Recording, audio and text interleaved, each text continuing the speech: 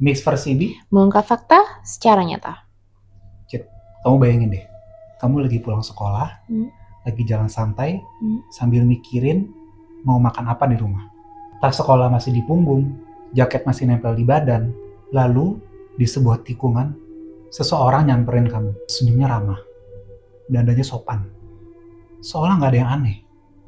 Tapi dia minta bantuan kecil, dan tanpa sadar, kamu setuju. Dari momen itu, hidup kamu berubah. Bukan hanya berhari-hari, tapi selamanya. Siapa Junko Furuta? Junko lahir di Saitama, Jepang, tahun 1971. Usianya baru 17 tahun saat tragedi terjadi. Dia gadis yang rajin sekolah, punya nilai bagus, nggak pernah bolos, nggak minum, nggak merokok, nggak ikut geng. Pendeknya, anak baik-baik. Teman-temannya bilang Junko punya senyum anget, sopan sama semua orang, dan cita-cita sederhana. Kerja, liburan, lalu kuliah. Bahkan, dia kerja paruh waktu di toko untuk nabung biaya liburannya. Dia nggak pernah nyangka, sifat baiknya ini justru yang bikin dia jadi target. Kadang, dunia memang kejam ke orang baik. Dan pada suatu malam di bulan November, semuanya berubah. Awal mula tragedi. 25 November 1988. Malam itu udara Jepang dingin. Junko baru selesai shift kerja, berjalan pulang sendirian. Di perjalanan, dia bertemu Hiroshi Miyano, remaja 18 tahun yang terkenal nakal dan punya koneksi ke Yakuza. Miyano pernah naksir Junko, tapi ditolak. Itu bikin dia dendam. Malam itu, dia dan temannya Ogura sudah merencanakan menangkap gadis secara acak. Modusnya licik. Salah satu teman menyerang Miyano di jalan, lalu Miyano seolah menyelamatkan Junko, pura-pura jadi pahlawan. Setelah itu, dia menawarkan untuk mengantar Junko pulang rumah. Tapi, arah yang diambil justru menjauh dari rumah Junko.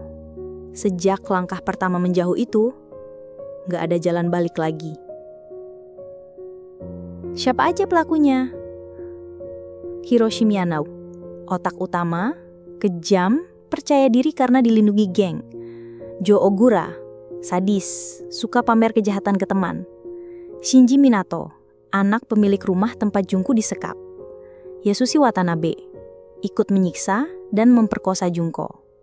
Usia mereka rata-rata 16-18 tahun, tapi kelakuannya seperti penjahat dewasa. Parahnya lagi, orang tua Minato tahu Junko ada di rumah, tapi tutup mata. Nggak ada yang coba nolong. Nggak ada. Dan dari situ, mimpi buruk itu membulai. 44 hari penyiksaan. Junko dikurung di kamar kecil, jendela tertutup, udara pengap. Setiap hari, dia dipukul, dibakar, diperkosa bergiliran. Dipaksa minum alkohol, rokok, bahkan makan serangga. Musim dingin Jepang waktu itu ekstrim.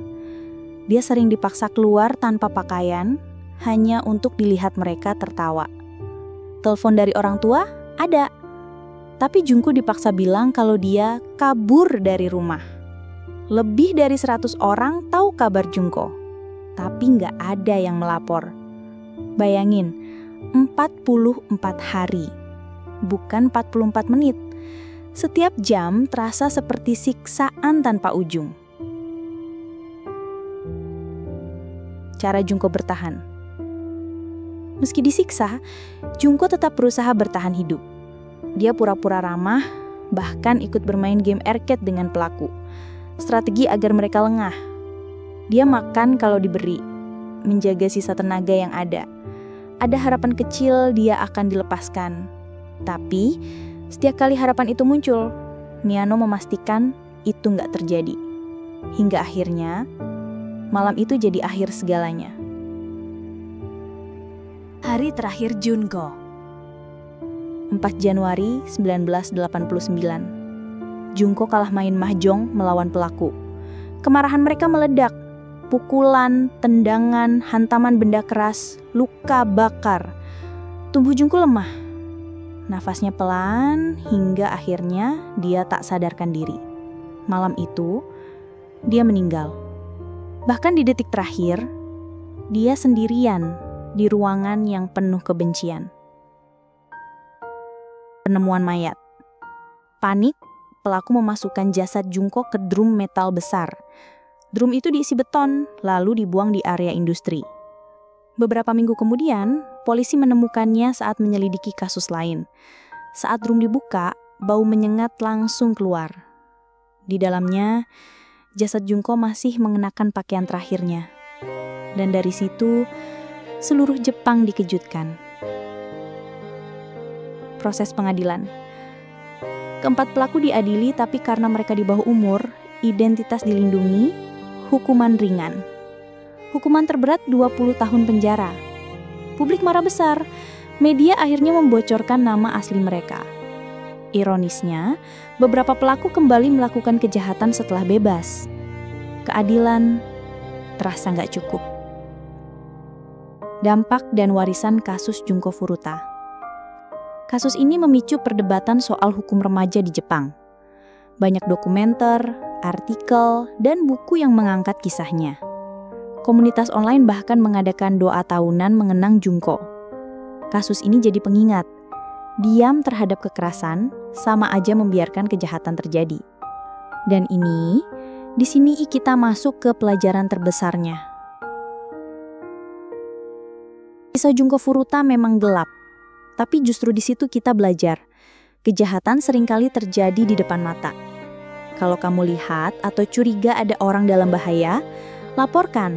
Jangan takut, karena satu tindakan kecil bisa nyelamatin hidup orang lain. Jungko mungkin udah nggak ada, tapi ceritanya akan terus mengingatkan kita untuk nggak membiarkan hal kayak gini terulang. Kalau kamu rasa cerita ini penting, bagikan ke teman-temanmu. Tulis di komentar pelajaran apa yang kamu ambil. Terima kasih udah nonton sampai akhir. Jaga diri, jaga orang-orang yang kamu sayangi. Stay safe and see you.